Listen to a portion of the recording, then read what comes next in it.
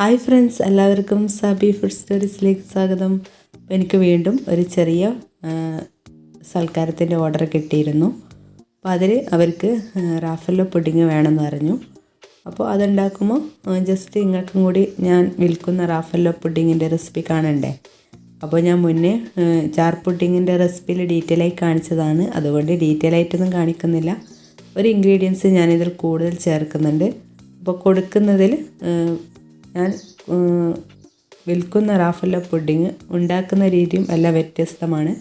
അന്ന് ഞാൻ വീഡിയോയിൽ ചെയ്ത പോലെയല്ല, അത് നമുക്ക് വേണ്ടി ഉണ്ടാക്കാൻ വേണ്ടി ഉണ്ടാക്കിയെടുത്തതാണ് ഞാൻ. അപ്പോൾ കൊടുക്കുന്നതിൽ കുറച്ച് മാറ്റങ്ങളുണ്ട്. അപ്പോൾ അതൊക്കെ ഞാൻ നിങ്ങൾക്ക് വീഡിയോയിൽ കൂടി കാണിച്ചു തരാമെന്ന് വിചാരിച്ചിട്ടാണ് വീഡിയോ എടുത്തത്. അപ്പോൾ ഞാൻ 1/4 കപ്പ് ഫിയോണൻ്റെ ക്രീം ബീറ്റ് ചെയ്ത് വെച്ചതിൽ മിൽക്ക് മെയ്ഡ് ചേർത്തിട്ടാണ് ബീറ്റ് ചെയ്ത് വെച്ചത്.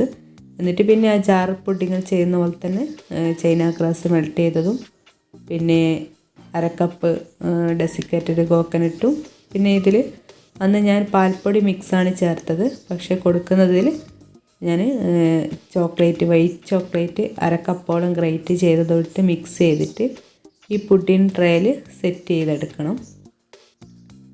അപ്പോൾ നമുക്കും ഇതുപോലെ പുഡിങ്ങൊക്കെ ഉണ്ടാക്കി നമുക്കും ഇതുപോലെ വിറ്റ് നമുക്കും പൈസ ഉണ്ടാക്കാം. അപ്പോൾ നമ്മൾ കൊടുക്കുമ്പോൾ നല്ല ടേസ്റ്റോടെയും നല്ല ക്വാളിറ്റിയും നഷ്ടം വരാതെ ലാഭവും എല്ലാം നോക്കിയിട്ട് തന്നെ നമുക്കും ഇതുപോലെ വീട്ടിൽ നിന്ന് ബിസിനസ് ചെയ്യാം. അപ്പോൾ ഞാനെല്ലാം ഇവിടെ സെറ്റ് ചെയ്തെടുത്തിട്ടുണ്ട്. പിന്നെ കുറച്ച് ബദാം ഇവിടെ എടുത്ത് വെച്ചിട്ട്, പിന്നെ ബോൾസ് ഇവിടെ റെഡിയാക്കി വെച്ചിട്ടുണ്ട്. ഡെസിക്കേറ്റഡ് കോക്കനട്ടിൽ കവർ ചെയ്ത് വെച്ച ബോൾസാണ്. അപ്പോൾ എല്ലാം ഇവിടെ റെഡിയാക്കി വെച്ചിട്ടുണ്ട്. പിന്നെ ഒരു 1/4 കപ്പോളം ഡെസിക്കേറ്റഡ് കോക്കനട്ട് ഇതുപോലെ മുകളിൽ എല്ലാവരുടെയും ഒന്ന് കവർ ചെയ്തെടുക്കണം. അപ്പോൾ നമ്മളിഷ്ടത്തിനും ഭാവനക്കും അനുസരിച്ച് ഓരോരോ രീതിയിൽ അലങ്കരിച്ചെടുക്കുക.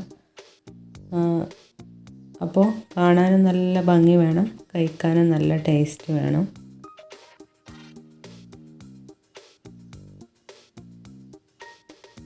ഇത് ഫുള്ളായി ഒന്ന് കവർ ചെയ്ത് കൊടുക്കണം.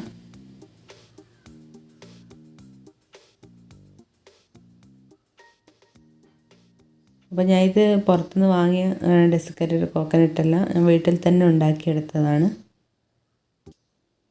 പുറത്തുനിന്ന് വാങ്ങുന്നതിനേക്കാളും നമ്മൾ ഉണ്ടാക്കിയെടുക്കുന്നതാണ് ഒന്നുകൂടി ടേസ്റ്റ് ആയിട്ടാണ് എനിക്ക് തോന്നിയിട്ടുള്ളത്.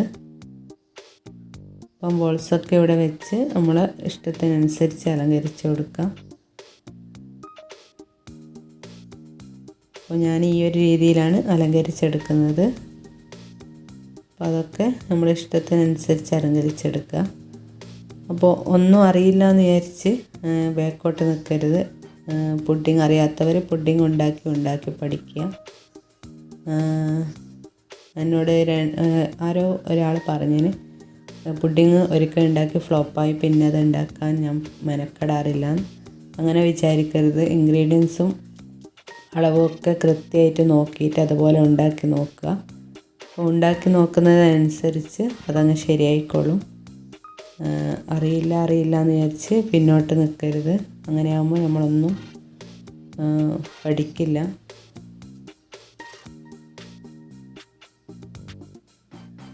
അപ്പോൾ ഇതും ഒന്ന് എല്ലാം റെഡിയാക്കി ഫ്രിഡ്ജിലേക്ക് ഞാൻ മാറ്റുകയാണ്.